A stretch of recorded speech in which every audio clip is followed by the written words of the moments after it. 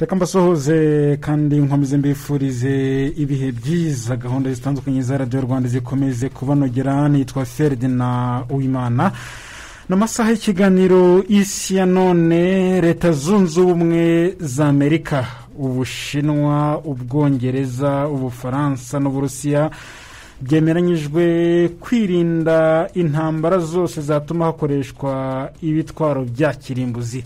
Byemeranyijwe kandi kwirinda ko habaho ikwirakwira ry'ibyo bitwaro. Ibihugu byose uko ari bitanu binafite icyicaro gihoraho mu kanama k'umuryango w'abibumbye gashinzwe amahoro n'umutekano mu isi bivuga ko bigomba kugira uruhare mu gutuma isi itekana.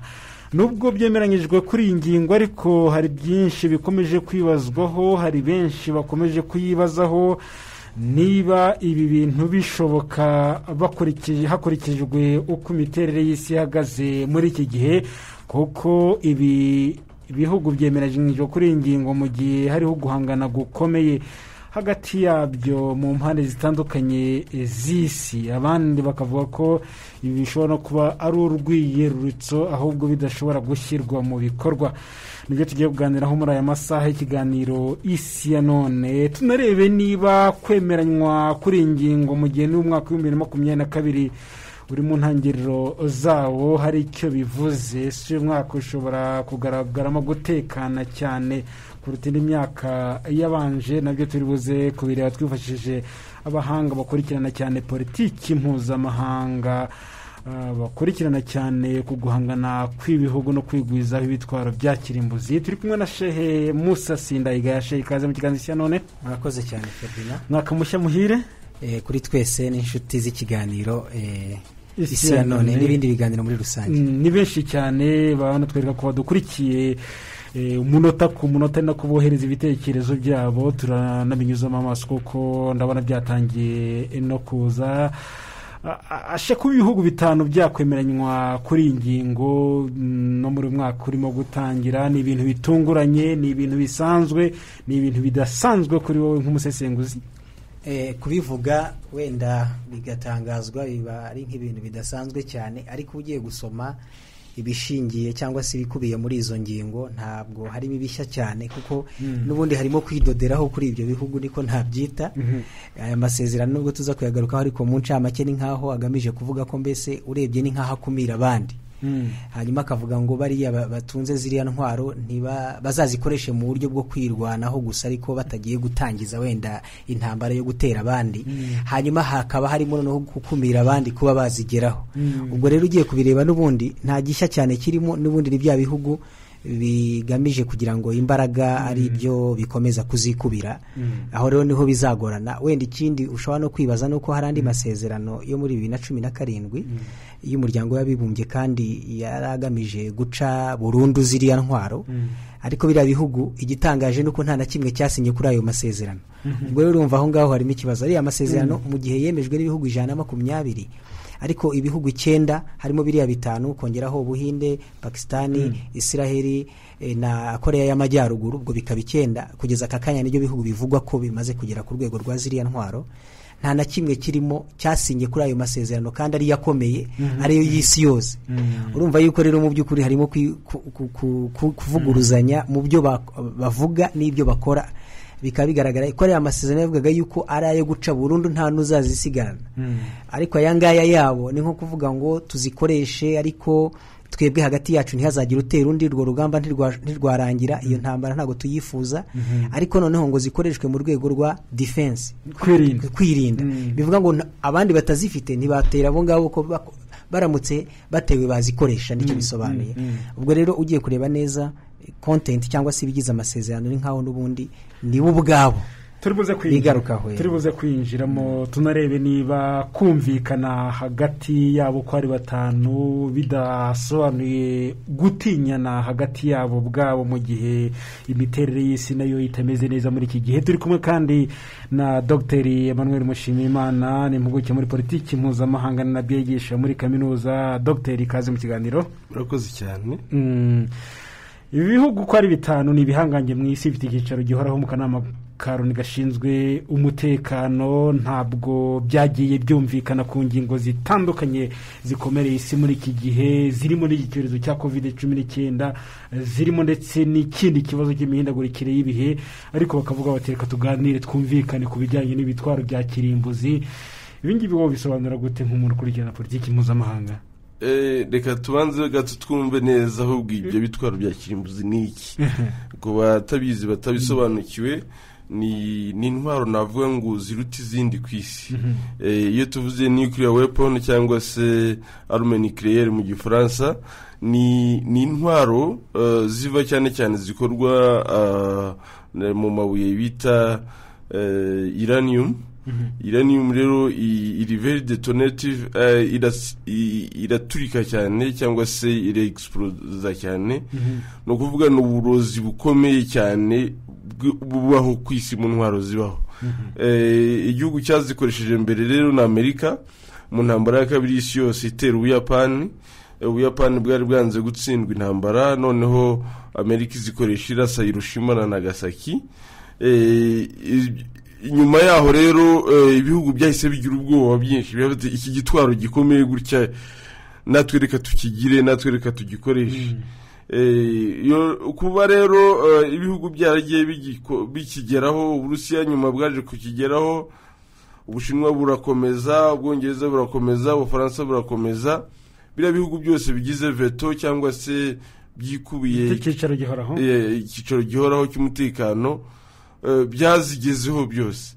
Ariko hari n'ibindi bitari muri icyo cyiciro nka Pakistan, nka Korea y'Amajyaruguru, nabyo byagize amahirwe yo kugira ibyo bisasu bya kirimbuzi, ndetse na Israel irabifite. Bivuga n'Ubuhinde, bivuga ko rero kuba biriya bihugu bitanu bigize icyo cyicaro byavuga ngo duhagarike proliferation, duhagarike gukora izo ntwaro no kuzikoresha, kandi hari ibyo bitemeranywaho nk'uko mubivuze neza. Twavuga yuko ari ukwikirigita ugaseka, ari ibintu bitapfa gushoboka. Ni ijambo rya politiki gusa, ariko ntibivuze ngo kuko bazabihagarika burundu, kuko nabo ubwabo ntabwo babisenya. Nk'uko mugenzi wanjye yarabivuze. Ariko ikibazo cy'ibitwaro bya kirimbuzi muri iyi si kirahangayikishije. Yego, kirahangayikishije cyane kubera impamvu ebyiri. Ya mbere, hari ukuba ababigerageje kuzigeraho ubundi bifuzaga ko cyaba ikintu kiri nka monopole bakwiharira bonyine kugira ngo za mbaraga z'igitinyiro, kuko mu by'ukuri n'intwaro iyo umaze kuzigeraho ubutinyitse. Ni nayo mpamvu ubona ko hagati yabo harimo ikintu kigaragara nko kuvuga ngo twebwe turatinyana ko twese tuzigezeho, none reka ibyiza dusinye nk'amasezerano, wenda ugiye kuyareba wayasobanura nko kuvuga ngo kudaterana hagati yacu. Nicyo bishaka kuvuga ugiye kubireba. Ntihazagira utera undi, kuko iyi ntambara ngo nta wayirangiza, nta nubwo igomba kurwanwa iyi ntambara hagati y'ibihugu bitunze izo ntwaro. Urumva birigarukaho ubwabyo.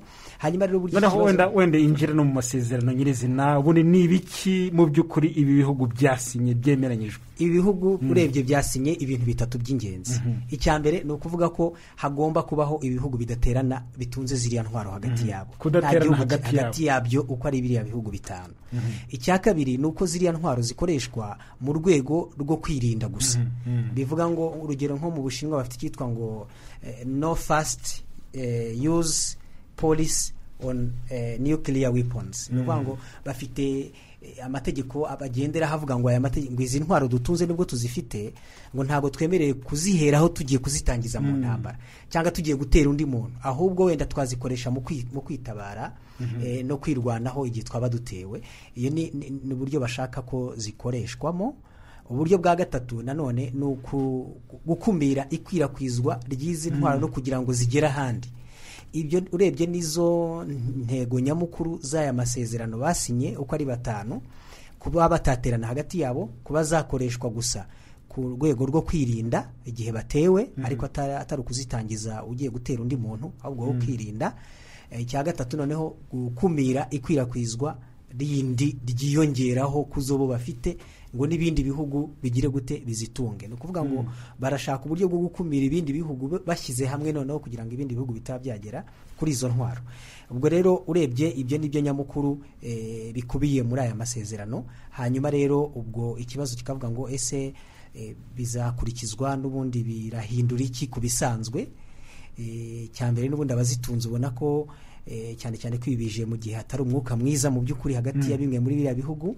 Amerika n'Uburusiya bimaze iminsi bitarebana neza ku kibazo cya Ukraine. Hanyuma hari ikibazo cya Amerika n'Ubushinwa nabwo nanone ku buryo bigaragara yuko umubano wa Amerika n'Uburusiya muri iki gihe nibwo uri hasi kurusha ibihe byose bitambutse, ndetse n'uwa Amerika ndetse n'Ubushinwa. Hakaba rero harimo ni nko kugerageza kugarura umwuka mwiza muri biriya bihugu by'ibihangange, navuga ngo buri cyose gitinya ikindi. Reka izi ngingo ko ari 3 wari ukomojeho zikubiye muri ariya masezerano y'abakudaterana hagati yabo, no gukoresha ziriya ntwaro birwanaho ahubwo ntibashoze intambara bazifashishije, ndetse no kwirinda ko zakwirakwira ahandi hirya no hino mu isi kandi nyamara bo bazitunze.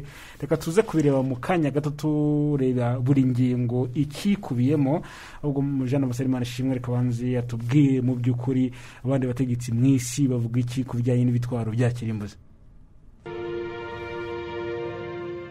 Kuva mu mwaka w'ibihumbi 2013 umuryango w'abibumbye wemeje amasezerano ku bucuruzi bw'intwaro.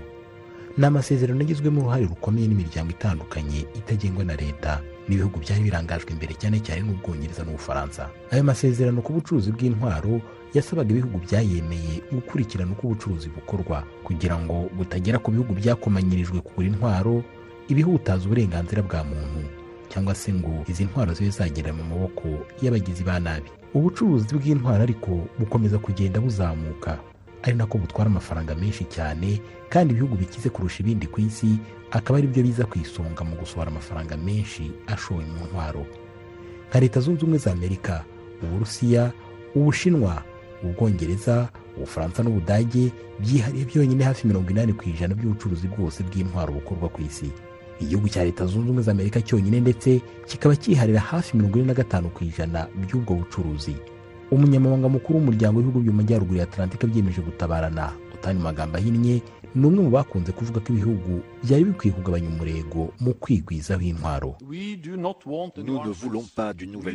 Ntitwifuza ko abantu bakomeza kurushanwa kugura intwaro, ntitwifuza n'intambara y'ubutita, ariko nanone ntitugomba kubyibeshyaho. Iyo hari amasezerano yubahirijwe n'uruhande rumwe ntibituma twizera umutekano wacu. OTAN ntiteganya gukwiza ibisasu bya misile mu Burayi, ariko izakora ibikeneye byose kugira ngo ubusugire nyabwo bugerweho. Aya masezerano ariko yatewe utwatsi na bimwe mu bihugu birangajwe imbere na Leta Zunze Ubumwe za Amerika. Perezida w'Uburusiya Vladimir Putin akavuga ko nubwo bimeze bityo igihugu cye kidateganya kubangamira umutekano w'isi. Ntabwo dufite gahunda yo kwigwizaho intwaro zitwara amafaranga atagira ingano, ariko nanone tuzarinda igihugu cyacu bidasubirwaho bigendanye n'ibi bihe. Ibyo ntitubishidikanyaho. Mu bijyanye no kwirinda, Uburusiya bufite ubushobozi utakeka. Uwashaka kugira igisirikare kiri hejuru y'Uburusiya byamugora kubigeraho. Ingabo zacu zijyanye n'igihe, intahangarwa, ntawe zisagarira, ariko nanone ntawe uzisukira. Dufite imbaraga, umwete n'ubushake bwo kurinda ubwigenge bwacu. Tuzaharanira ubudasa mu isi, tunimakaza ukuri kugira ngo abantu bose bamenye neza Uburusiya be gukomeza kubwibeshyaho. Ntituzigera tuba abanyamwigendaho ngo twange abanyamahanga, ngo tubasuzugure cyangwa tubabangamire. Abanyantege nke nibo bitwara gutyo, kandi twe dufite ingufu, turanizeye. Ku rundi ruhande hari abayobozi basanga uku kwigwizaho intwaro gushyira isi mu kaga. Uyu ni perezida w'Ubufaransa Emmanuel Macron. Le monde dans lequel nous vivons est fragilisé par des crises. Isi turimo yugarijwe n'ibibazo byinshi bisenya ibihugu byacu. Twugarijwe n'ibyago by'ibitero byatwibasira igihe icyo ari cyo cyose, harimo nk'iterabwoba, ibitwaro bya kirimbuzi n'ibyaha byifashishije ikoranabuhanga. Kwigwizaho intwaro byarenze ibisanzwe, bigera ku kumaranira gutunga ibitwaro bya kirimbuzi. Ibisasu bya kirimbuzi biri mu bwoko bw'intwaro z'uburozi zifite ubushobozi bwo kwica abantu benshi cyane mu gihe gito.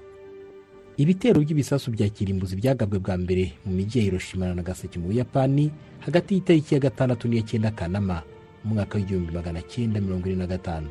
Kuri iyo tariki ya 6 Kanama, Perezida Harry Truman wa Leta Zunze Ubumwe za Amerika wari umaze gusimbura ku butegetsi Franklin Roosevelt yatanze itegeko ryo gutera igisasu cya kirimbuzi ku mujyi wa Hiroshima mu gihugu cy'Ubuyapani.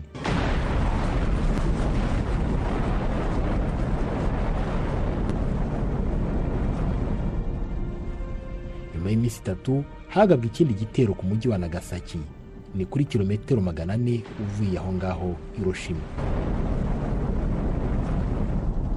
Umujyi wa Hiroshima wari utuye n'abantu basaga 300,000 mu gihe Nagasaki yo bivugwa ko yari ituwe n'abakabakaba 200,000.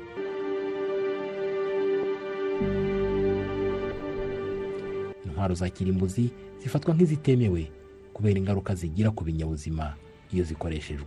Nyuma y'intambara ya kabiri y'isi yose, ibihugu byinshi byagize ubushake bwo gutunga ibitwaro bya kirimbuzi nka Leta Zunze Ubumwe za Amerika.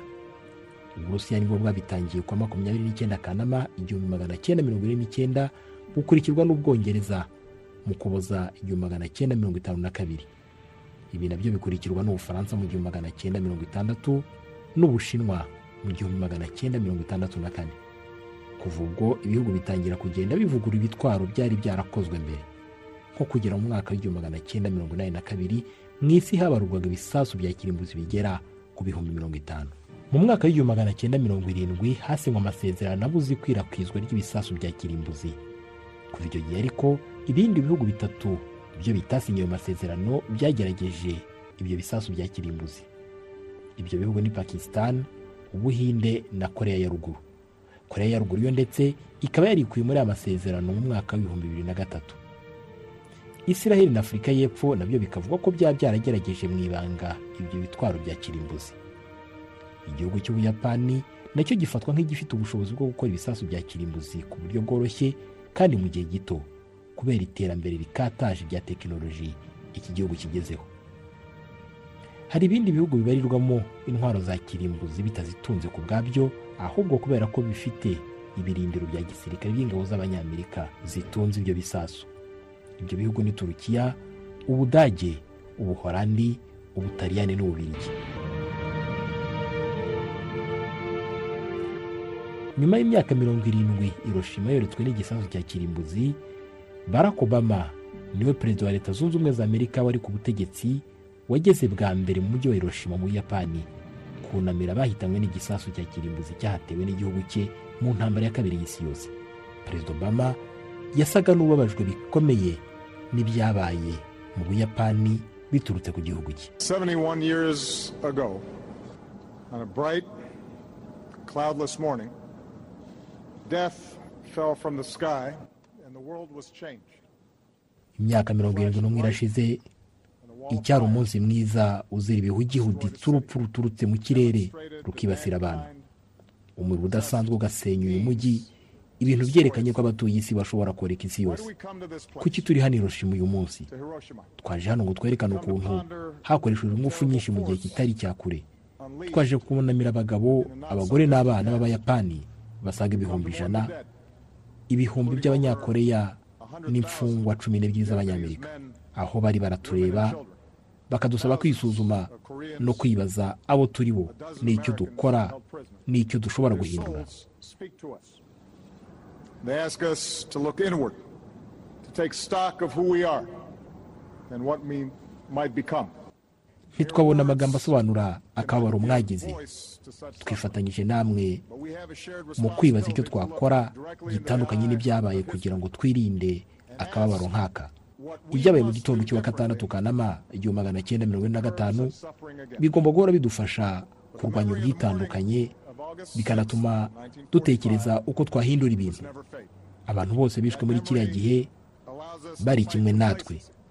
Ndizera ko buri wese abyumva atyo. Nta wifuza intambara. Twifuza ko ibyiza bya siyanse byafasha guteza imbere ubuzima aho kubuhutaza. They would rather that the wonders of science be focused on improving life and not eliminating it. Ese ubundi kuki ibihugu bimaranira gutunga intwaro za kirimbuzi? Hamwe n'ibindi bibaza kuri iyi ngingo urabisobanukirwa muri iki kiganiro Isi ya None.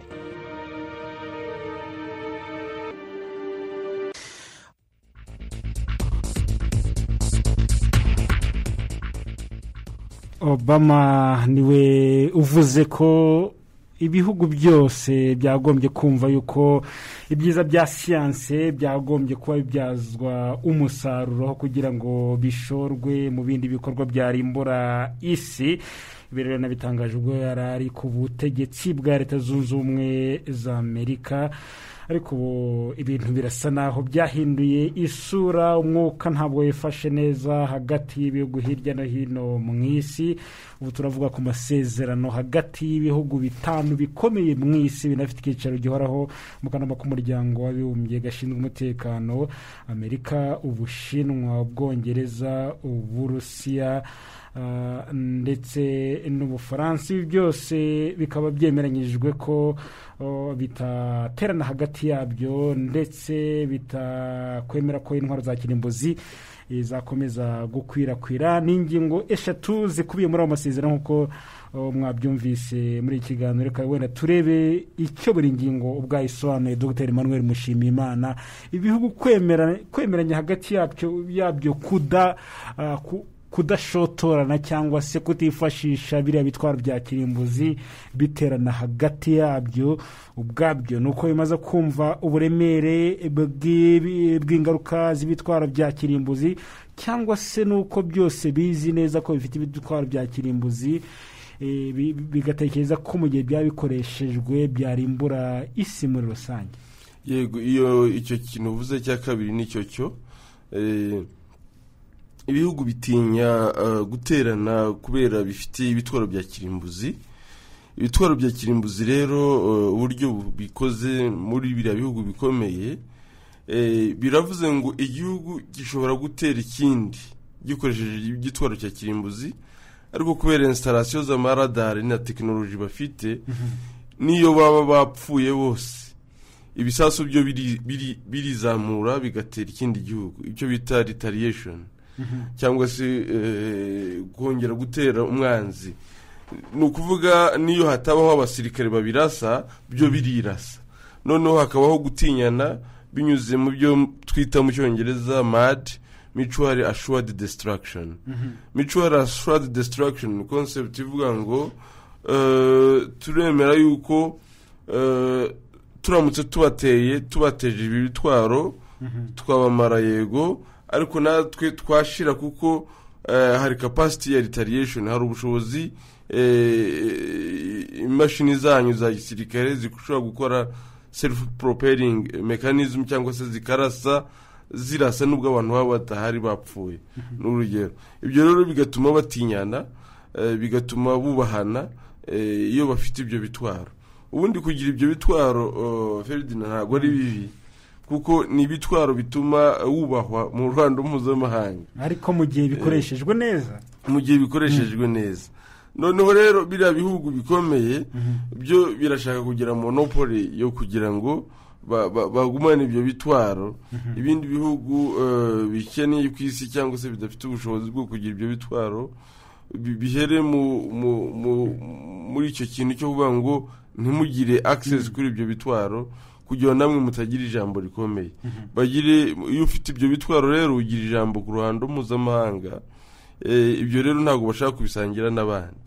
Nicyo kintu gihari, baratinyana, barubahana, barumvikana bitewe n'ibyo bitwaro bafite, ariko kandi ntabwo bashaka ko bigera ku isi yose. Kubera icyo bashaka guheza abandi kandi bo bifite. Ni impamvu nuko iyo ubifite ugira ijambo, kandi uko isi imeze habaho kushaka kwikubira. Isi irikubiye muri rusange. Iyo urebye n'ubukungu bw'isi ko buhagaze, usanga ubukungu bw'isi bufitwe na 1/3 cy'abantu batuye isi, cyangwa se 1/5 cy'abantu batuye isi. Usanga biriya bihugu bikize n'ubundi. Urugero naguha, ibihugu bya Afurika mu ruhando mpuzamahanga mu rwego rw'ubucuruzi bafite 1% byonyine, ndetse usanga bitanuzura neza, ari 0.67% by'ubucuruzi mpuzamahanga. Ugasanga rero iryo jambo n'ubwo buhangange bwo ku isi bo barashaka kubwikubira, ntibashaka ko ibindi bihugu byagira imbaraga, byagira ijambo, kuko biriya bitwaro bya kirimbuzi nubwo bitinyitse, nubwo byica abantu benshi, ariko nibura bituma igihugu kibifite kigira ijambo. Ahubwo se bumva akamaro ko kubikoresha mu buryo bwo kubibyaza umusaruro mu nzego zitandukanye, ubuzima, no kuvuga ubuvuzi, ubuhinzi ingero zitandukanye shehe Musa Sindayigaya cyangwa se babyumva nko kuba babyifashisha mu guhangana cyane cyane kuruta uko byabyazwa umusaruro mu rwego? Ego birumvikana ni uburyo za ngufu nyine ziba zakoreshejwe. Hari uburyo ingufu zishobora gukoreshwa zibyara, urugero ingufu za nuclear zishobora kubyara amashanyarazi afite imbaraga zikomeye, ashobora gukoresha inganda zikomeye, gukoreshwa mu iterambere ry'ibintu binini cyane bikenera imbaraga nyinshi. Ibyo ngibyo ni ibyitwa uburyo bwo gukoreshwa ingufu ariko mu buryo bw'amahoro bw'iterambere. Ni nk'ibyo ngibyo uriya Perezida Barack Obama yavugaga yuko ubwo buhanga na science aho kugira ngo bijyanwe mu njyana yo gukurwamo intwaro za kirimbuzi, ahubwo byakoreshwa mu mbaraga zisanzwe zishobora kubyara ingufu zishobora gukoreshwa mu nganda, mu bintu bitandukanye biteza abantu imbere, kandi isi ikaba ikeneye izo ngufu koko. Ariko iyo zigiye mu rwego rwo kuzikoramo intwaro, ubwo ziba zagiye mu yindi bikoreshereze. Noneho ni ukuvuga ngo ingufu wazikoresha mu bintu byiza, ariko wazikoresha kuko na ziriya ntwaro aho zikomerera nk'uko Dr. yaramaze kubivuga, ni ukuvuga ngo ni za mbaraga z'ibintu biturika bikomeye cyane bifite nakwita ngo ubushyuhe budasanzwe bushobora guhitana ibintu byinshi, bukangiza, bukarimbura. Ubwo rero abashobora kuzikoresha nabi mu buryo bw'intwaro za kirimbuzi nabo bifashisha izo ngufu ariko bakazijyana mu njyana imbi. Mbese navuga ngo ziriya ngufu ni nka ya ntwaro nyine ifite ubugi habiri, ushobora kuyikoresha neza cyangwa ukayikoresha nabi ikaba yakwangiza. Ubwo rero iyo bavuze ngo reka twebwe tuhagire utera undi, icyo bisobanuye kindi urebye harimo gutinyana, cyane cyane ko banabigaragaje muri ariya masezerano basinyanye no mu ntangiro zayo no hagati, bagaragaza ngo intambara hagati y'ibihugu bitunze izi ntwaro ntigomba kuba yatangizwa nta n'uwayitsinda, ahubwo ngo nta nubwo ikwiye gutangira ngo ibeho. Urumva yuko hagaragayemo uburyo bwo gushimangira yuko hatifuzwa ko iyo ntambara yabo hagati yabo. Impamvu yabyo rero ni intwaro kirimbuzi. Abazifite baramutse barwanye, bivuga ngo buriya igihugu kizifite giteye ikitazifite nibura kizikoresha ku rwego rutoya, ntago kimariramo izo mbaraga, cyo nakwita maximization y'imbaraga ngo kizimariremo. Ariko noneho kiramutse biteranye byose bizifite, urumva hari urugero rumwe bose barenze, buri wese yashaka kurenza kugira ngo arimbure undi burundu. Ikibazo cy'izo ntwaro rero ntago zigira ingaruka kuzitunze gusa cyangwa hagati y'abarwanye gusa, ahubwo ingaruka zabo ku isi hose zahagera. Abantu bose bari ku isi muri iyo myaka n'izakurikiraho myinshi cyane babana n'izo ngaruka n'inkurikizi zikoreshwa ry'izo ntwaro, nubwo zakoreshejwe hagati y'abazifite, ariko ingaruka ntago zigarukira gusa ku bazifite. Ubwo rero bakavuga bati ikindi cya kabiri, noneho muri ibyo bihugu byombi bizifite habura utsinda undi, kuko wese arangiza undi. Noneho bibereye ikibazo nuko izo ntwaro zishobora no gukomeza, nubwo nta musirikare uhari cyangwa ntanga bihari, zikomeza kwikoresha. Bivuga ngo zakomeza zikarimbura, kandi urabizi abantu burya ngo aho inzovu ebyiri zirwaniye burya ngo hari ibindi bihazaharira.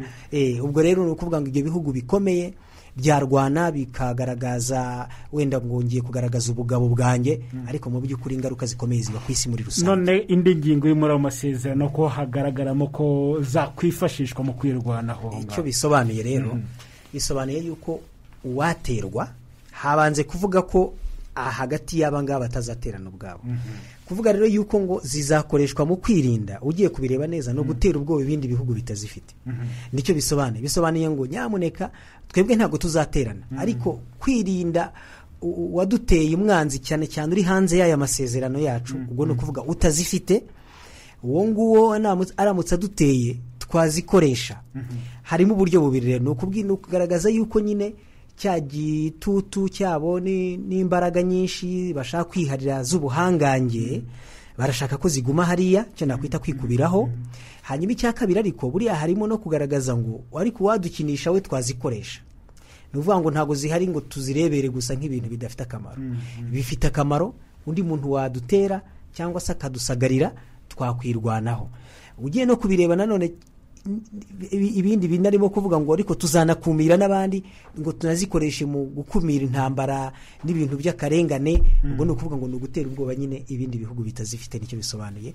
Ugiye kureba neza harimo kongera igitutu ndetse no gutera ubwoba ibihugu bitazifite, ari nayo mpamvu rero ahubwo biriya bituma ibihugu birwana, kuko n'ubundi bazitangira rwihishwa, noneho abantu bakazajya gukanguka bazigezeho ntacyo bari bubavugeho.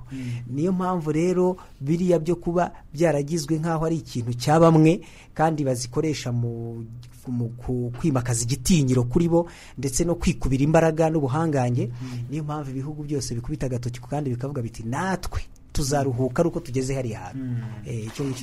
turi buze no kwinjira mu makimbirane ahangayikishije ibihugu bikomeye byo mu isi uko ari bitanu, ariko kuri aya masezerano byumvikanyeho nuko bigomba no gukumira ikwirakwira ry'ibitwaro bya kirimbuzi, bizakumira ikwirakwira ryabyo hagati yabyo cyangwa se no mu bindi bihugu byo hanze. Aya masezerano Dr. Mushimiyimana bizagenda bite mu by'ukuri? biriya bihugu bitanu nta gihugu na kimwe muri byo gifite uburenganzira bwo guhagarika ikindi iyo bibaye ngombwa.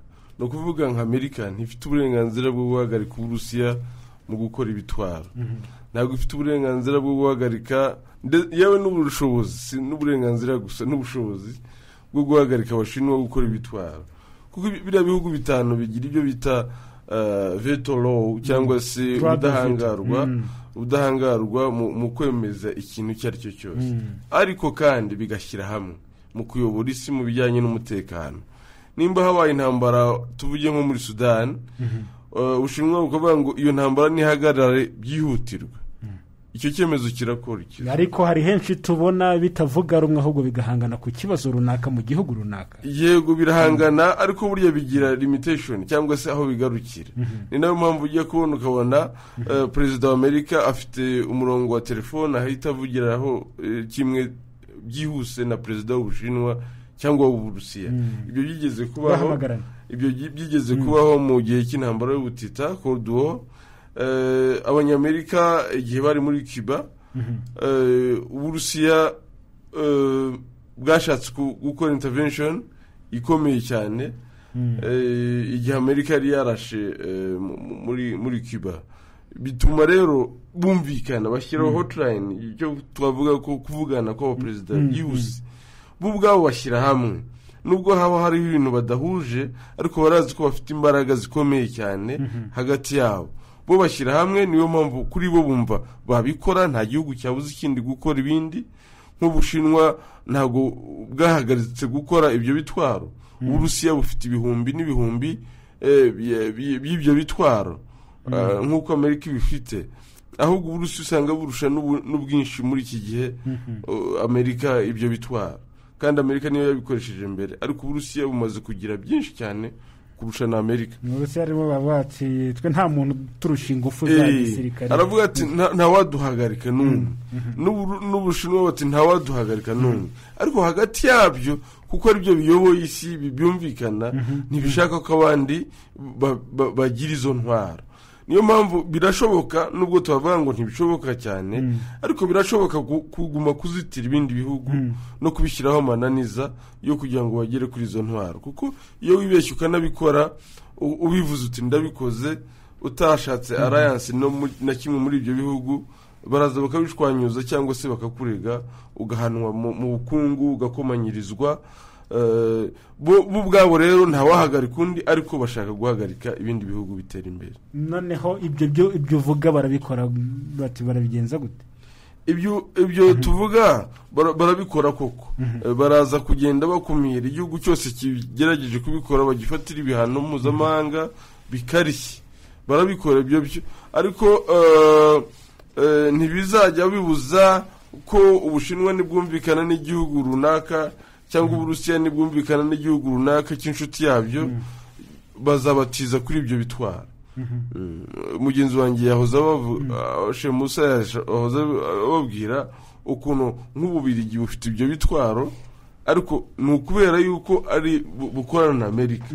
Ni ukuvuga Ububirigi burabifite ariko si iby'Ububirigi, ariko ingabo za OTAN cyangwa NATO zifite ibyo bitwaro mu Bubirigi, bifite mu Buholandi, bifite n'ahandi i Burayi. Nubwo atari ibya n'ikindi gihugu rero gifitanye alliance cyangwa gifitanye imikoranire y'iby'umutekano na Amerika, gishobora kugira ibyo bitwaro. Yavugaga nk'Ubudage ni urugero. Nk'ubu rero muri Afurika mwigeze mwumva nk'ingabo za Amerika bita AFRICOM, bazita African Command. Uko iterabwoba ryiyongera muri Afurika, uko ibibazo by'umutekano byiyongera muri Afurika, Amerika yafashe icyemezo cyo kudeployinga ingabo muri Afurika. Izo bita AFRICOM. Hari ibihugu byemeye kuzakira izo ngabo. Ntibizagutangaze rero ugiye kumva yuko wenda bafite position ya nukes muri icyo gihugu. Nubwo ibihugu bimwe na bimwe bya Afurika byagiye byanga kuzakira izo ngabo, ariko hari byazakiriye. Urumva rero ntibyagutangaza n'ikindi gihugu runaka wumvishe Ubushinwa bwagifashije kugera kuri nuclear weapons. Actually niko byagiye bigendekera Ubuhinde, niko byagiye bigendekera Pakistan. Ntabwo ari ukuvuga ko abatekinisiye bo muri Pakistan bari bafite ubwo bushobozi, cyangwa se abatekinisiye bo muri Korea y'Amajyaruguru bari bafite ubwo bushobozi. Reka da, nk'Ubushinwa n'urugero, tekinoloji ya mbere bwayikuye ku Burusiya yo gukora za nuclear weapons, kubera ko Uburusiya n'Ubushinwa byari bigifitanye umubano cyane cyane mbere y'imyaka ya 50, 1950. Noneho nyuma y'1950 umubano w'Ubushinwa n'Uburusiya ugiye ugabanyuka, Ubushinwa bwirwanaho, ariko tekinoloji ya mbere bayikuye ku Barusiya buriya. Urakoze cyane Dr. Mushimiyimana. Shehe Musa, kuba ibihugu byakumvikana bikemeranywa kudaterana hagati yabyo binifashishije biriya bitwaro bya kirimbuzi, ibi urabihuza gute no gukomeza kwigwizaho ibitwaro? Bashobora kumvikana ibyo ngibyo, ariko buri gihugu imbere kigakomeza gukora ibitwaro bya kirimbuzi kibyigwizaho. Yego, n'ubundi ugiye kureba ntaga ya masezerano bibabuza, ahubwo arabuza abandi bo kuba bagera kuri urwo rwego, ariko hagati yabo bazakomeza. Hanyuma ikindi ugiye kureba kuvuga ngo ntago zizakwirakwizwa, urebye n'ubundi ibihugu byinshi bigera kuri izi ntwaro biba bifite ubufasha bwa biriya. Ni nko kuvuga ngo tugerageze kugabanya inkunga dutanga hanze hagati yacu, kugira ngo tudakomeza gufasha gutanga ubufasha kugira ngo ibindi bihugu bibashe kugera kuri urwego rw'izi ntwaro. Urebye ni nko kuvuga ngo reka mbite ngo abanyembaraga, ni nk'abanyembaraga guhamagarana bakavuga bati hagati yacu icyambere reka twubahane, reka dutinyane, ariko reka tugirane ibanga hagati yacu riba ari iryacu twenyine, dukomeze twiyubake, hanyuma ntihagire umuntu wongera kujya gutanga amaboko n'ubufasha ku bandi bantu, kuko ababigeraho nitwe tuba twabafashije cyangwa twabakingiye ikibaba kugira ngo badafatirwe ibyemezo. Kuko buriya kariya kanama gashinzwe umutekano umuryango w'abibumbye, urabona ni imbaraga zikomeye cyane zifata ibyemezo bikomeye, gufatira ibihugu ibihano, ndetse muri biriya bihugu urabizi nka Amerika n'ibindi, hari n'igihugu gifatira ibindi bihugu mu rwego rw'ubukungu kandi bigahungabana bitewe wenda n'imbaraga gifite ku isi, kigahita kibwira bya bigo mpuzamahanga by'ubucuruzi biti ntuzongere kugura ibicuruzwa by'uyu nguyu, turamufungiye. Ni ukuvuga ngo nk'uko byagaragajwe, biriya bihugu bifite ububasha mu rwego rw'ubukungu, mu rwego rw'imbaraga rwo kuba byabangamira abandi bantu. Byemeranyije rero bikavuga ngo tugiye gukumira abandi bantu gutunga izi ntwaro, byagorana cyane. Ni nko kuvuga ngo hagati yacu reka twubahane, ariko noneho two kujya hari ikintu bajyana kimeze nko gusenyana, bavuga ngo ubwo iki ngiki kitumvikana na Amerika, ubwo Ubushinwa baye inshuti yacyo, cyangwa kuko Umurusiya hana hari ubwo Amerika abaye umwanzi wabo. Ariko ni nko kongera kwisuzuma hagati yabo, bakavuga bati twe tuyoboye isi mu rwego rw'imbaraga za gisirikare n'iz'ubukungu, none reka two kwisenya hagati yacu, ahubwo ibyiza reka two gutanga amahirwe kugira ngo abantu batazadutinyuka. Urebye ni nko kongera kwibukiranya yuko bagomba gukomeza kurinda bwa buhangange bwabo, ntibajye kubukopeza abandi, reka mbyite gutyo, ntibajye kubusangira n'abandi, kuko hari uburyo babikoraga mu rwego rwo gusenyana, bakavuga ngo ubwo bariya batumvikana kana reka twe tujye kubafasha, bakagenda bakurikiranyaho umwe atisanga undi akaba yagezeyo, bavuga ngo umwanzi wa kana karaba inshuti yanjye. Ibyo ni nkabyo bashaka gusenya urebye hanze. Ni uvuga ngo reka twebwe hagati yacu utera imbere atera imbere, icyambere ntabwo tuzaterana, ibyo turabisinyiye tuzagerageza ko ntawe uzasagarira mugenzi we muri twebwe, ariko ni nko kuvuga ngo reka buri wese akore ibiri hanze mu nyungu ze ariko tutabahaye intwaro. byose ni ibihugu bya mbere bikomeye mu isi mu buryo bw'ingufu. hari ababyibazaho byinshi cyane bashingiye no kuri aya masezerano, bibaza bati se ibyo bemeranyijwe birashoboka cyangwa se ni amacenga nk'ibihugu bikomeye? Kuri njyewe biriya bintu birashoboka, wenda ntiwavuga ngo byose byashyirwa mu bikorwa, ariko birashoboka cyane cyane ko urebye ntacyo bibangamiye muri biriya bihugu, kuko buriya ikintu kitashoboka icyo ubona kitashoboka kuvuga ngo biriya bihugu ntibizitunge, ibyo ntabwo byashoboka. Ugiye kureba neza hari amasezerano yandi yo muri 2017 y'umuryango w'abibumbye, iyo noneho yitwaga icyambere yasinywe muri Assemblée Générale cyangwa se mu nteko rusange y'umuryango w'abibumbye, yemezwa n'ibihugu 120. ayo masezerano mu rwego rw'amategeko ni yaremereye cyane kuko yaturutse mu muryango w'abibumbye, ariko ingingo zayo biriya bihugu byanze kubisinyira. nagira nkubwire ngo muri ibi bihugu 5 ukongeraho ibindi 4 aribyo byitwa kugeza ubu ko bimaze kugira izi ntwaro, bivuga ngo kuri ibi 5 twavugaga hiyongeraho Korea y'Amajyaruguru, hakiyongeraho igihugu cya Korea y'Amajyaruguru ni ya 6, hakaza igihugu cy'Ubuhinde ngo ni cya 7, hakaza na Pakistan ya 8, ikindi ni cya 9. ibyo bihugu uko ari ibihugu 9 ni ibihugu bimaze kugira izo ntwaro bivuga ko bizifite. Nubwo ngira nkubwire yuko muri ibyo bihugu nta na kimwe cyasinye ayo masezerano, kuko yo icyagamije iyo nta numwe ababarira ko yazisigarana, aravuga ngo na amasezerano agamije elimination, gukuraho no guca burundu izi ntwaro za kirimbuzi. harimo n'ingingo isaba ngo abazifite ubwabo bagomba kwisenyera intwaro zabo bafite bakazirangiza. Ibi bihugu birabyemera. Ibyo bihugu rero ibyazemeye ikibazo ntabyo zifite, ahubwo abazifite bo banze kugira gute, bo banze kubisinyira. Ni ikikwereka yuko rero ikintu cyose cyaza gishaka gukura imbaraga kuri bariya ntabwo byashoboka. Igihugu cya 9 nayo nibagiwe ni igihugu cya Isiraheli. ubwo nuvuga ngo kuri ya 5 hari yongeraho Isiraheli, hiyongereho Korea y'Amajyaruguru n'Ubuhinde na Pakistan. ibyo bihugu 4 kongeraho ibi 5 byose biba 9, ari byo bimaze kugera ku rwego nibura bimaze kugera rwo kugira ziriya ntwaro, ariko intwaro nyinshi zinateye imbere cyane ziri muri biriya 5 bikomeye. ubwo rero kuba ibi 9 bitarigeze bisinya ari amasezerano yo mu muryango w'abibumbye agamije guca burundu izi ntwaro, impamvu banze kuzisinya nagira ngo nibutse yuko perezida wa Amerika ucyuye igihe Donald Trump yaravuze yakise ngo ni strategic error, ngo aya masezerano ubwayo no kuyazana gusa ngo yo guca izi ntwaro ni amasezerano mbese adahwitse, reka mbyite gutyo. urumva ukuvuga ngo guca intwaro, kubitekereza no gutekereza ngo ayo masezerano ngo abantu tuyasinye ngo ubwabyo ni amasezerano adahwitse, ni ikosa mbese rikomeye cyane impuzamahanga. Ntabwo nk'Amerika ishobora kuba idafite ibitwaro bya kirimbuzi, ni nko kuvuga ngo twe ntabwo twabaho tutazifite izo ntwaro. ugiye kureba rero bari kwimakaza defense, nakwita self defense ya buri wese kuba afite ubushobozi ariko badashaka kubuha abandi, kandi ibyo nanone buriya biracyakomeza kwikanyiza no kubaka bwa buhangange, ariko ari bo bikubira bonyine. Nicyo bigamije ureba n'aya amasezerano ugiye kuyasesengura, nibo bwaba ari kubaka hanyuma agakumira abandi, hanyuma bakaba bavuga bati dushyire imbaraga zacu hamwe tujye kurwanya abandi ntibazagere ku rwego rwacu, mbese twe dukomeza gutinyika ku isi. Urebye nta kintu gishya kirimo, ahubwo ni ugukomeza ubwikanyize n'ubuhangange. Witwa Felicien Nsengimana we yagize ati nge ndumva gusinya amasezerano kuri biriya bihugu birareba bikabona hagize igitera ikindi byakomera, bityo bigashyiraho amasezerano mu rwego rwo gutanga gasopo mu bijyanye n'ibitero. Bizimana Olivier nawe yagize ati ntibyashoboka, ni urwirutso barahera muri Ukraine, ati mu kanya barahera muri Ukraine, niko avuze. Witwa Sandrine uje amahoro yagize ati c'est la situation impossible.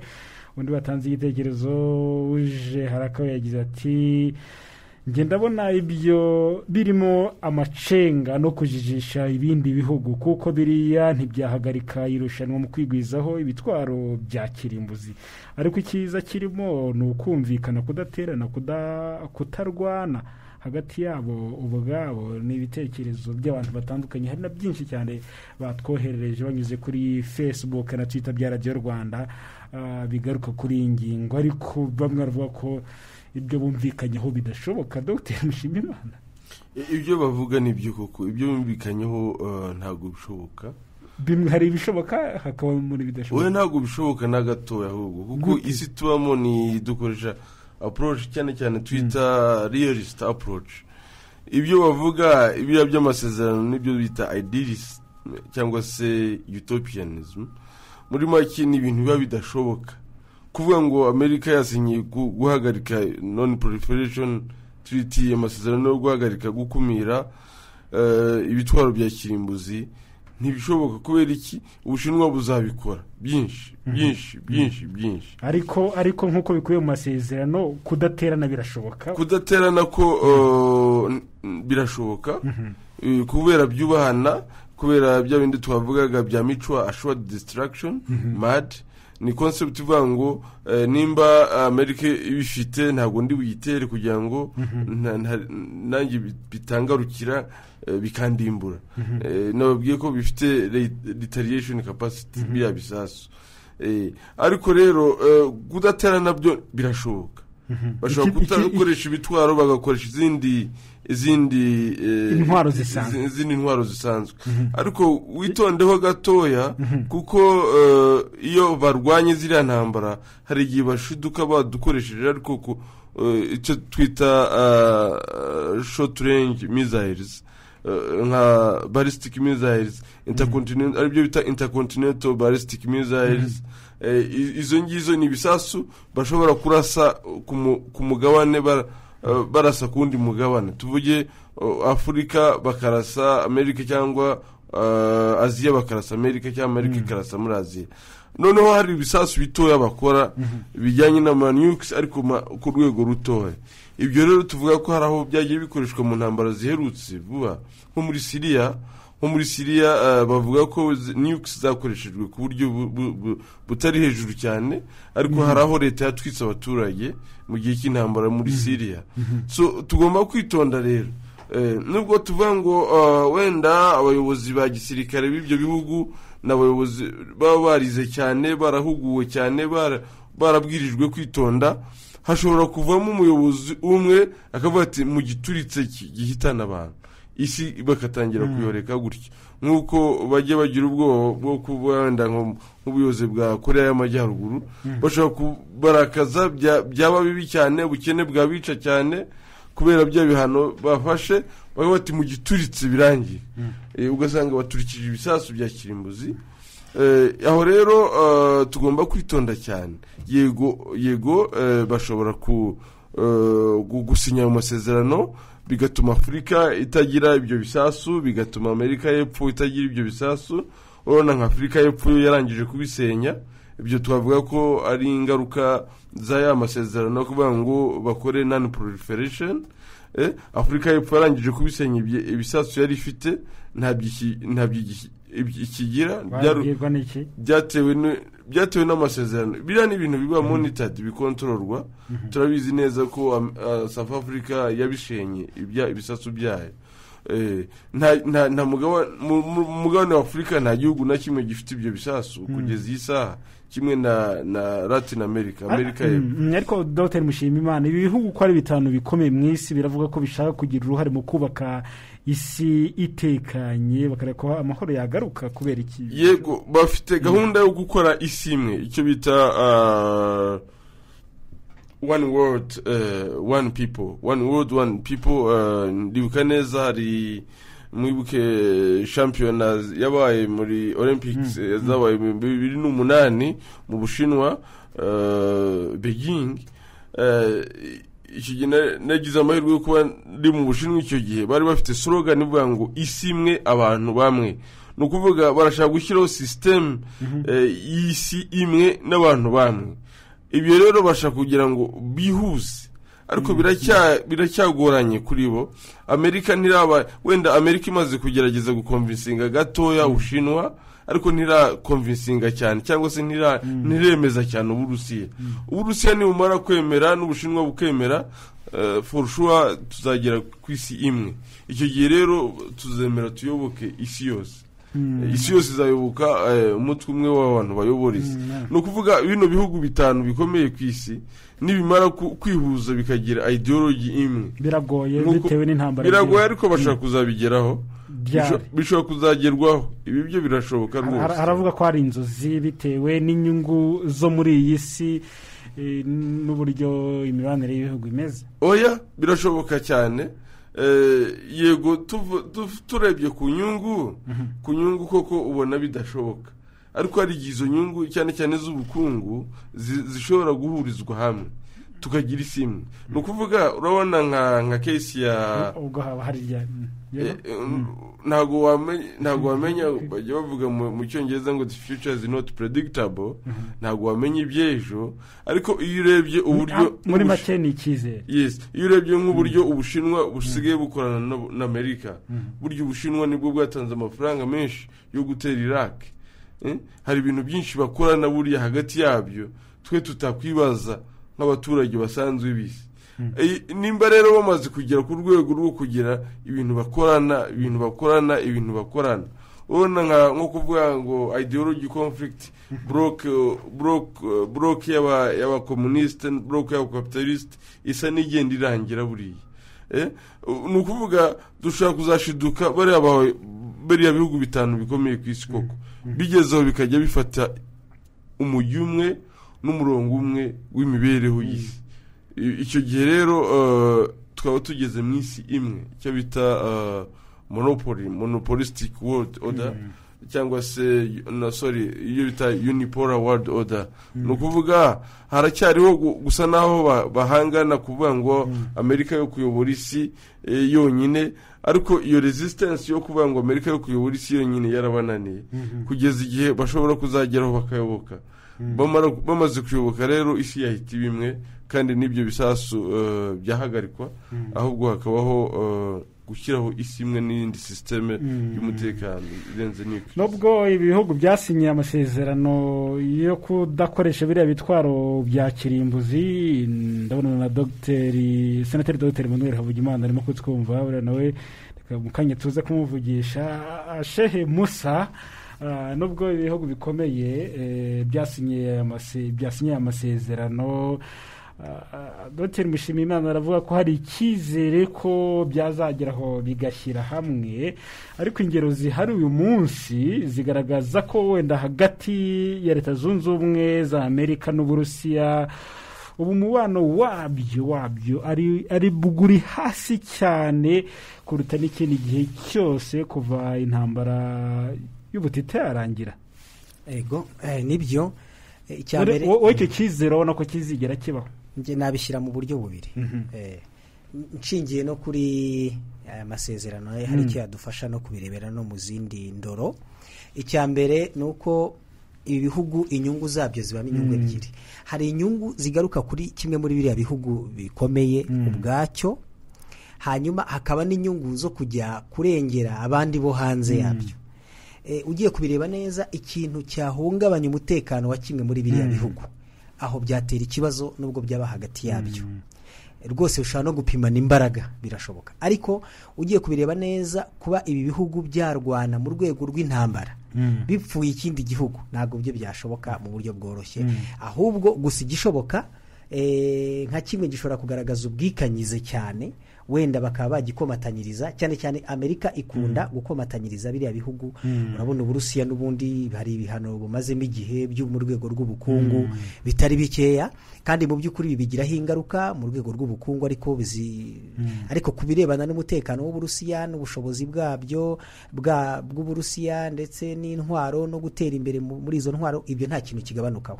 Ariko mu rwego rw'ubukungu Amerika irayikomatanyiriza. N'ubu ngubu urabona ku kibazo cya Ukraine bivuga ngo twongeremo ubukana mu bihano n'ubundi bisanzwe. Hari uburyo Uburusiya rero buhungabana mu bukungu, ariko bitagabanyije ubuhangange bw'igihugu. Mu rwego rw'ubukungu ntabwo biba byumvikana, no kumvikana biragoye, kuko bose ni nkaho barwanira intebe yo kuba umukuru wabayoboye isi cyangwa afite imbaraga ziruta iz'abandi. Aho ngaho bahora bacungana, ahubwo aho umwe yagira intege nke undi agashaka kuhazamura. Ariko nk'ikintu wavuga ngo gifite nk'umurongo utukura, kuvuga ngo bapfa ikindi gihugu bakarwana, ibyo byo ntabwo bijya bishoboka. Urugero nka buriya Ukraine uko tubona, birashyushye ariko ntabwo barasana ntabwo bashaka kujya gupfa ikindi gihugu. Amerika bivuga ko mu gihe cyose Uburusiya buzahirahira bushotora Ukraine mu buryo bweruye bufatika, Amerika itazazuyaza. Ntabwo yajya gutera iby'intambara uko mbitekereza, wenda wa mugani ejo ntawe uhamenya uko hameze, ariko mu buryo bugaragara bw'ubusesenguzi busanzwe bwa kimuntu, ntabwo Amerika yajya kurasana na Ukraine kubera nakona n'Uburusiya kubera ko bapfa ikindi gihugu, kuko na mbere byarabaye kandi ya ntara barayifata, ariko nta cyabaye kugeza aka kanya baracyayifite. Ahubwo baravuga bati ubundi bushotoranyi bwakongera, kandi Uburusiya bwubona ko bufite gahunda yo kwagura noneho teritwari cyangwa ubutaka bwafashe n'intara bwigaruriye. Muri rusange rero ugiye kureba neza, ntabwo biya bihugu bishobora kurwana bipfuye undi muntu bijya kurengera, kuko bazi neza ko ntabwo wajya kurengera undi muntu biri bugusenye, ko abagiye gutangiza urugamba na cya gihugu gifite za ntwaro. Ugasanga rero afite ubwoba, ugasanga ahitamo kwicecekera. Ugiye kureba biya bihugu ikindi bimeze nk'aho byumvikanyeho, iyo kimwe kigeze ahantu kikahashinga imizi, ikindi nzira nziza kirahava. Nk'urugero ugiye kureba muri Iraq, cyangwa se ukabirebera muri Libya, cyangwa ukabirebera mu bihugu bitandukanye, ugiye kureba neza rwose aho igihugu kimwe kigeze kikahakomera, ikindi nzira nziza kugira ngo no muri Syria byarabaye. Amerika yaje ifite uko irwanya uriya Perezida Bashar, iyi ndetse imuteza n'ibibazo, izana n'ingabo, ariko Uburusiya n'uyu munsi turemeranya yuko nibwo butumye akomeza kuba kirihariye. Bwageze aho bavuga ngo twe ku mugaragaro tuje gufasha, uyu ni umuntu wacu, nk'uko namwe mushaka kuzana abantu banyu mugakuraho uyu, natwe uyu ni umuntu wacu. Ariko urabona ko Amerika icyo yahisemo, yagabanyije ingabo hari irazitwara, iravuga iti tutaza guhangana n'Uburusiya. Hari ugira ati icyizere cy'uko habaho monde porere byandi Dr. Mushimana yavugaga isi imwe abaturage bamwe, ati nge ntabyo mbona, kuko buri umwe wese aba yifuza kuba super power. Senateri Dr. Emmanuel Havugimana nawe arimo gutwumva, agize ati bya bihugu 9 Leta Zunze Ubumwe za Amerika, Ubwongereza, Ubufaransa, Uburusiya, Ubushinwa, Pakistani, Ubuhinde, Israel na Korea ya Ruguru bifite intwaro zarimbura umubumbe urutisi inshuro nyinshi cyane. Reka tujye tumwakira ahubwo atubwire mu by'ukuri, nawe ni impuguke mu birebana n'imiterere y'isi n'amateka muri rusange, anahere kuri biriya byarashwe za Hiroshima na Nagasaki. Senateri Dr. Emmanuel Havugimana, muraho neza? Muraho cyane. Ni umwaka mushya muhire. Twese nk'abahanga mu birebana n'imiterere y'isi na politiki mpuzamahanga muri rusange, ubundi ikoreshwa ry'ibitwaro bya kirimbuzi umuntu yavuga ko ryatangiye ryari? Ikoreshwa ry'ibitwaro bya kirimbuzi ryatangiye mu ntambara ya kabiri y'isi yose. Bomba atomike ya mbere yatewe n'Abanyamerika ku mujyi wa Hiroshima itariki 6 z'ukwezi kwa munani umwaka w'1945. Noneho hashize iminsi 3 ku itariki 9 z'ukwezi kwa munani umwaka w'1945 nanone batera indi bombe ku mujyi wa Nagasaki, kubera ko Abayapani bari barananiranye cyane, bari barazengereje Abanyamerika mu ntambara zose barwanye muri Pacifique. Abanyamerika babonaga nta bundi buryo busigaye, bagomba gukora uko bashoboye kose ngo barebe intwaro ikomeye babona kugira ngo Abayapani bemere gushyira intwaro hasi. Abayapani rero bamaze kubona ibibabayeho Hiroshima na Nagasaki, bahise bemera noneho gushyira intwaro hasi, kubera ko bari bamaze gupfusha abantu benshi cyane ku buryo budasanzwe, kandi babona ari intwaro idasanzwe batazi, batarabona na rimwe. Baremera bamanika amaboko, noneho bemera kuganira, kugirana ibiganiro by'amahoro na Leta Zunze Ubumwe za Amerika n'ibindi bihugu byo mu burengerazuba bw'isi byari bifatanije kurwanya Abadage. Muzi yuko harwanaga ibihugu byo mu burengerazuba bw'isi ari byo Leta Zunze Ubumwe za Amerika mu ruhande rumwe, hamwe n'Abafaransa n'Abongereza cyane cyane, hanyuma bakaba bararwanaga rero na ku rundi ruhande hari Ubutaliyani, hari Ubuyapani, hari n'Ubudage bwa Hitler. Ubwo rero bahise bemera kumanika amaboko, ariko rero n'Abanyamerika ubwabo bamaze kubona ukuntu bigenze, kubona ukuntu umujyi usenyutse n'ukuntu abantu bapfuye, nabo ubwabo bagize ubwoba. Bavuga yuko umugabo wari utwaye iyo ndege yateye bombe ya mbere kuri Hiroshima, nawe yavuye asa n'uhahamutse abonye ibintu bibaye, kuko ntiyari azi yuko biza kugenda nk'uko yabitekerezaga. Bavuga ko ngo byamuviriyemo no kujya kuba mu kintu nakwita nk'ikigo cy'abihaye Imana, abandi bifungirana babibera amasengesho. Abaganga bakavuga ko asa n'uwahahamutse nyine kubera ibyo yiboneye ubwe. Iyo ndege yitwaga Enola Gay. Ubwo rero urumva ko biriya bihugu by'ibihanganye twavuze bitanu bimaze kubona ibyabaye byose muri iyo ntambara ya kabiri y'isi yose, bati reka turwanishe ubundi buryo bushoboka bwose, ariko biriya bintu by'intwaro za kirimbuzi tubireke, kubera yuko aho zibereye mbi cyane zirasenyagura amazu, zigasenyagura zigatwika abantu, zikabamara bagashya, ariko noneho ni imirasire yazo aho byatewe ikahaguma. N'ubu wajya Nagasaki na Hiroshima muri iyi myaka afite ibikoresho byabigenewe, yapima akahasanga yuko hari ibyo bita radiation atomique bigira n'ingaruka ku bazavuka mu myaka iri imbere. Niyo mpamvu rero ibintu biteye ubwoba, bose bemeye kuba babishyize ku ruhande, bakazarwanisha icyo bita les armes conventionnelles, ni ukuvuga intwaro zisanzwe zitari izo ntwaro za kirimbuzi. Nuko naho byavuye kugira ngo biriya bihugu byemere guhuza, bivuge biti izi ntwaro ni mbi. Cyakora rero zikongera ku rundi ruhande icyo bita energie nucléaire.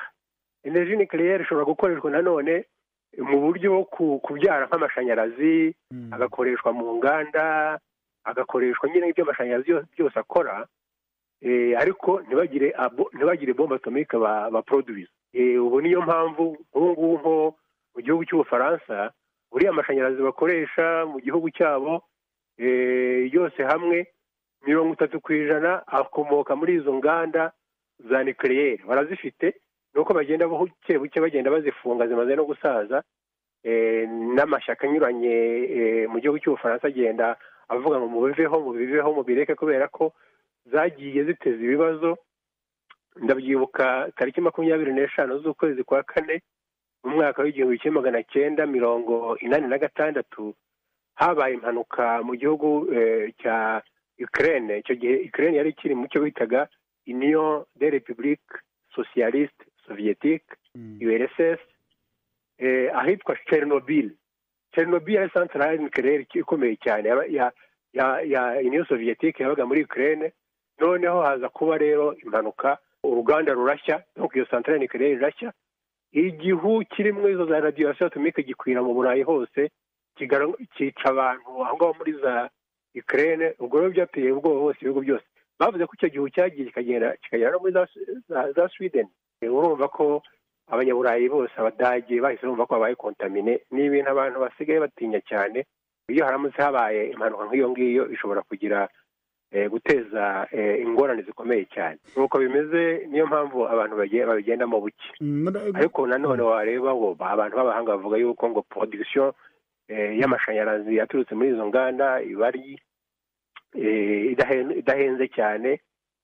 Ugasanga ko hari n'ibihugu bikomeza gushakisha ukuntu byazabigeraho, ariko byose isi yose ikaba bihanze amaso. Ubwo ndatekereza ibihugu nka, murabyibuka byo muri Irani yo ibishaka kugira ngo irebe ukuntu yazakigeraho nayo ikagitera muri Israel.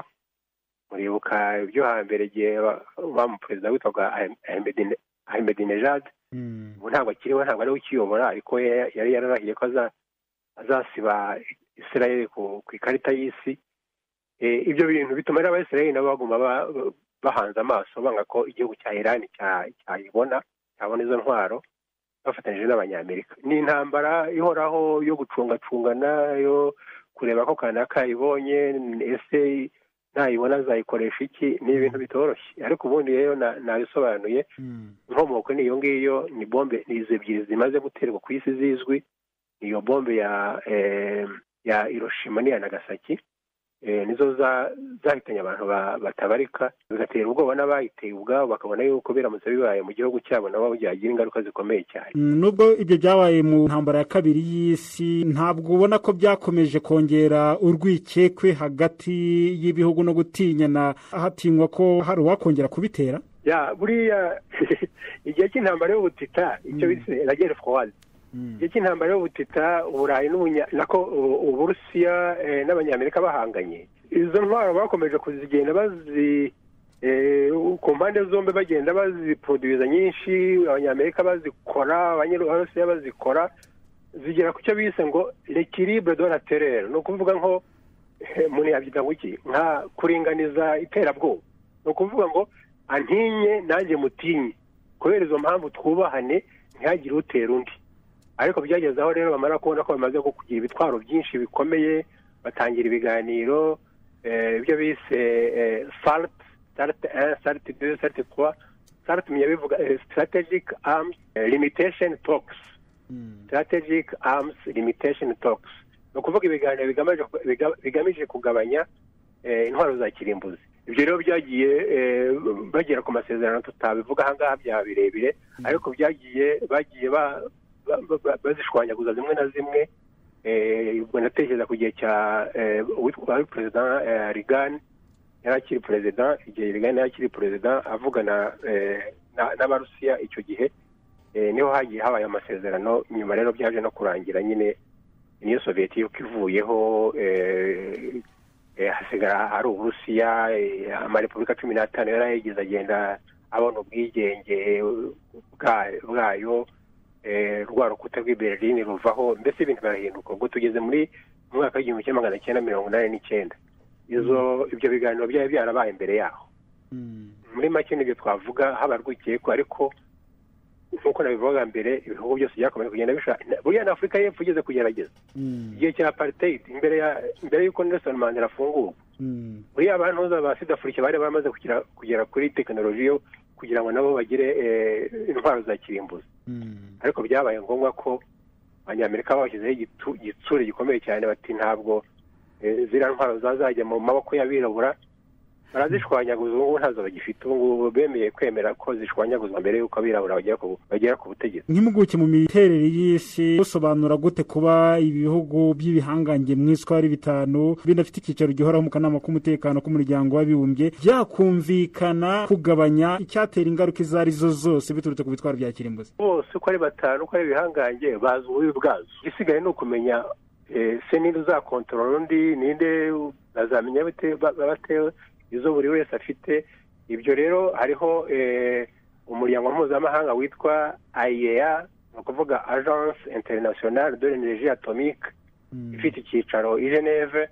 Niyo ifite impuguke yohereza muri ibyo bihugu byose, baba bazi ubushobozi bwa buri gihugu, bakohereza aba-inspecteurs babo, bakagenda bagashakisha amakuru, bakabashyiraho igitsure gikomeye. Umuriro bukabyigeze kuba kuri Irani, iza kwemera yuko bajya ba-inspector. Navuze ko byose biterwa n'uko ibihugu by'ibihanganye byose bizi ububi bw'izo ntwaro, bakaba bemera yuko zitakomeza kwiyongera cyane, zitanakoreshwa, zitanagerwaho na buri gihugu icyo ari cyo cyose. Ubwo natekereza ibyo bita ngo les états voyous, ni ukuvuga leta z'ibirara.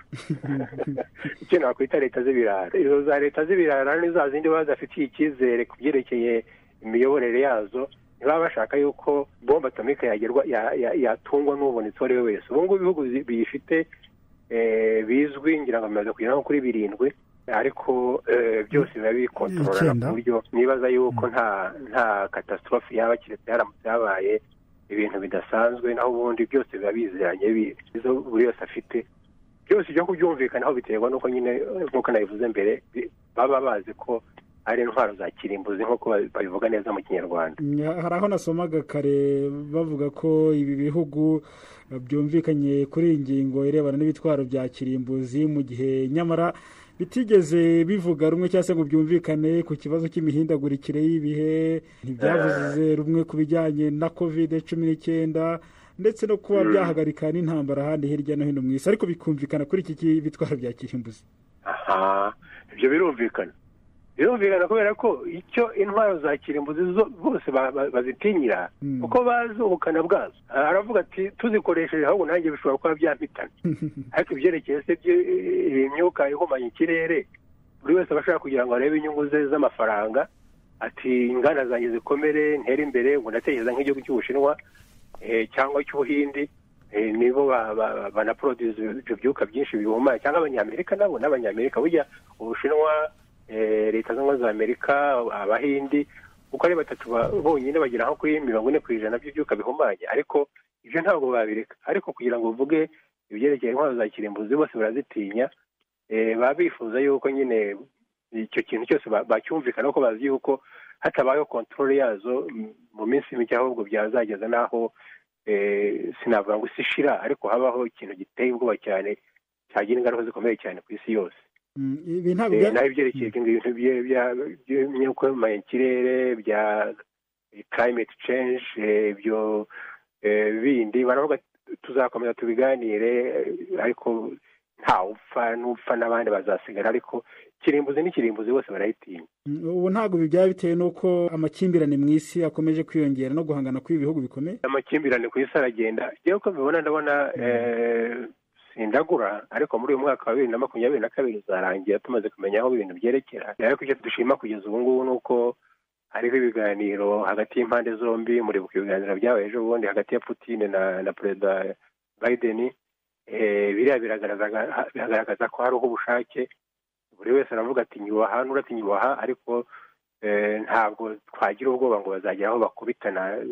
Niba nakubitana bazakubitana bakubitisha intwaro zisanzwe, nugira ngo biriya twavuga ntawe uzazikoresha. Niba bikora bazakoresha izo twise les armes conventionnelles, ziriya zisanzwe z'amashari z'indege, ariko les armes atomiques ntawe uzazikoresha kuko bose bazi ububi bwazo.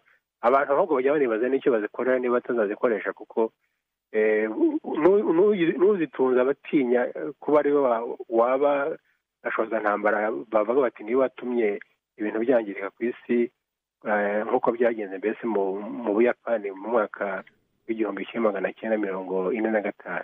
Nuko njye mbyumva, nuko njye numva ko babyumvikanaho baganira. Cyakora cyo nk'uko bivuga guhanga nabyo biragaragara rwose ko ku ruhande rumwe Abarusiya bashobora kwifatanya n'Abanyaturikiya, bashobora kwifatanya n'ibindi bihugu by'inshuti zabo. Ku rundi ruhande hakaba hari igihugu cya Leta Zunze Ubumwe za Amerika n'ibihugu byo mu burengerazuba bw'isi, ndavuga Ubufaransa n'Ubwongereza, nk'uko byari bimeze mu ntambara ya kabiri y'isi yose.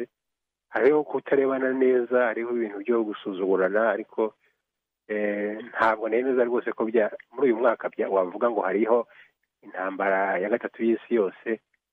Ni bya bindi byo gusuzugurana gusa, byo kwiyemeza ngo nyubaha nkubahe, ariko ntabwo ugiye mbona ko harimo ikibazo gikomeye cyatuma habaho intambara ya gatatu y'isi yose.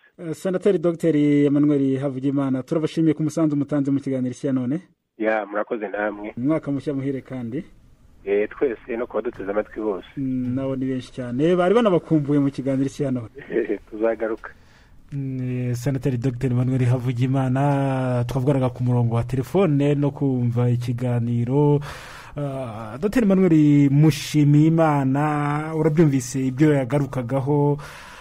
Ninde hagati y'ibi bihugu byose ko ari bitanu, ninde uzacunga ko umwe ari kubahiriza ibisabwa, cyangwa se hari umuntu uzaturuka hanze yabyo? Dr Emmanuel yavugaga wa muryango nyine ushinzwe kureba ibintu by'intwaro ushobora kwinjira mu bijyanye n'amasezerano hagati y'ibihugu bitanu by'ibihangange mu isi, ngo urareba uko ibyo byumvikanye bishyirwa mu bikorwa.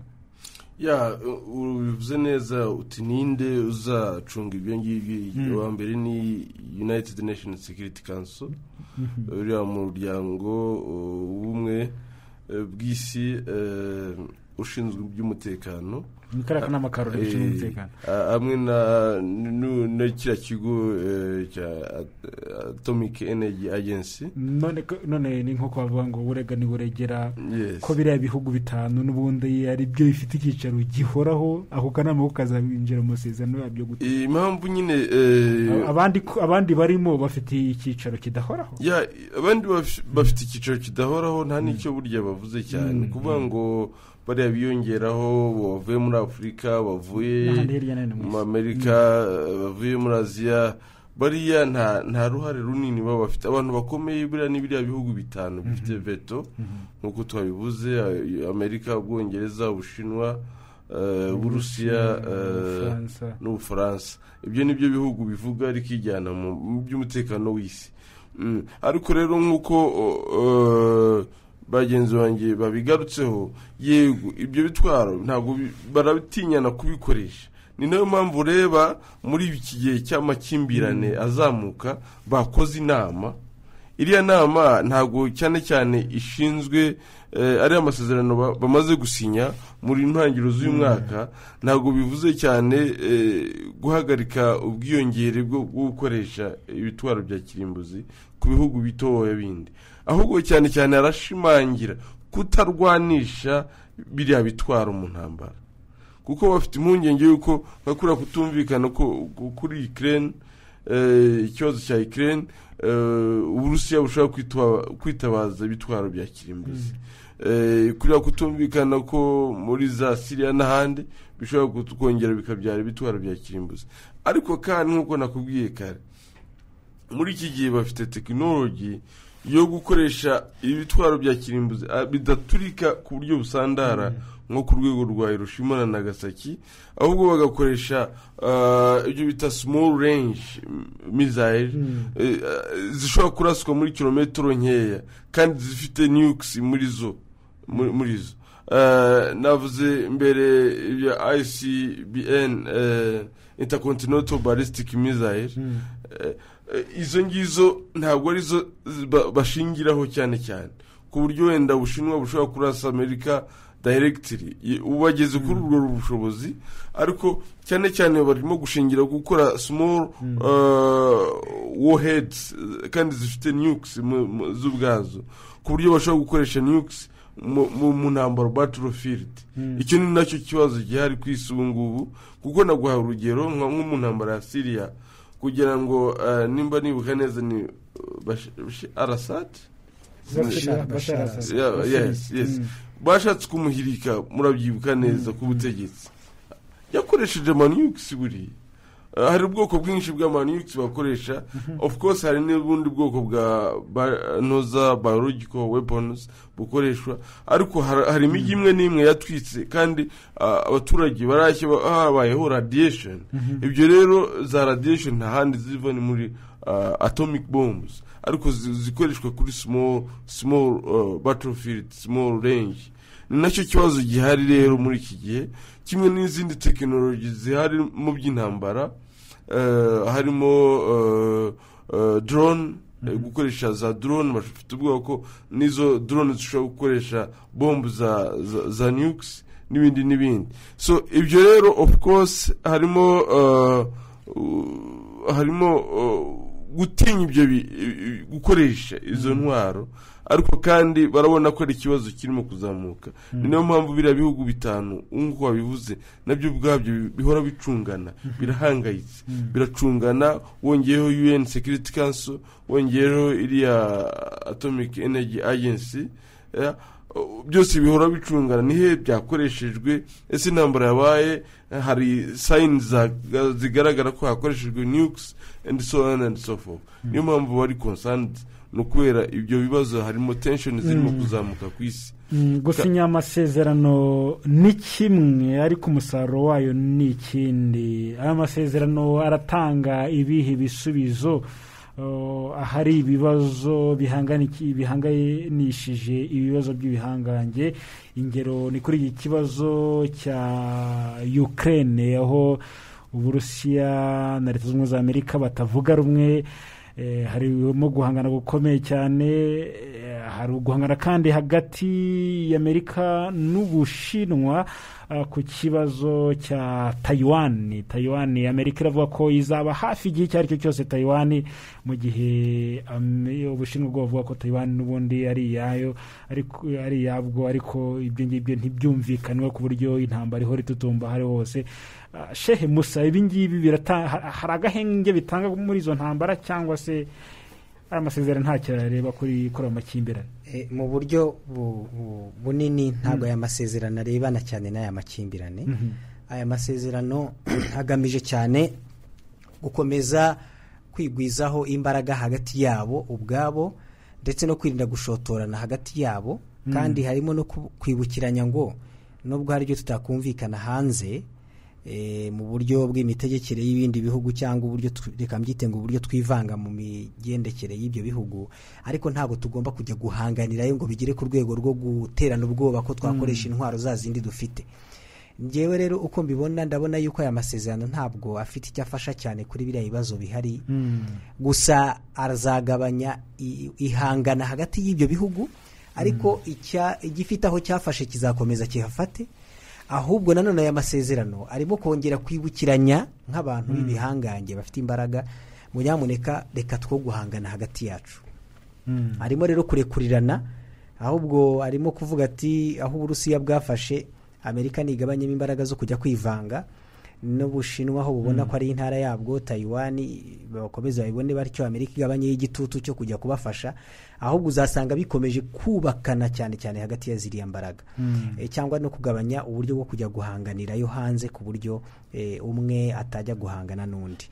Ariko ugiye kubireba nanone harimo gukomeza kubaka ubuhangange hagati ya biriya bihugu, kuko ni nkaho byemeranya ngo tuzafatanya kurwanya undi muntu wese washaka gutunga ziriya ntwaro cyangwa yagerageza. Bamukomatanyiriza mu bukungu, bashobora no kumutera bakazisenya.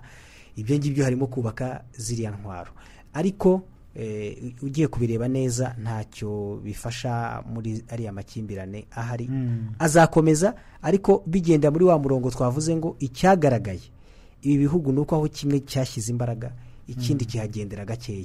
Niyo kinenga, ariko kinenga gifite za limitation, gifite aho kigarukira ku buryo kitavuga ngo turagenda twese aho Uburusiya bwafashe ngo Amerika ngo igende yose.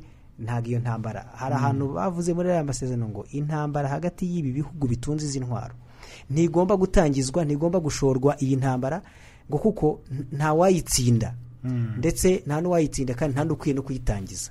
Ubwo rero iyo statement cyangwa iyo tangazo bahuriyeho icyo rigaragaza kirasobanutse yuko ari hagati yabo bagomba gutinyana bakanubahana, ariko umwe kujya kugira abarenganya aha n'aha ntabwo bizabuza ibyo ngibyo. Bazatinyana hagati yabo ariko bajye kurwanira ahandi cyane. Ariko nabwo umwe najyayo akabona undi yashinze y'ibirindiro ahakomeye ahamutanze, undi azakora yanzira yo kuvuga ngo reka mpirinde, mbese nk'abya rero ngo yashinze inkoni nanjye sinzajyayo. No kuvuga ngo ubwo bizavuga yuko ibyo birindiro amaze gufata undi ntabwo azajya, kuko azi neza ko byabyara za nzovu ebyiri aho zarwanira.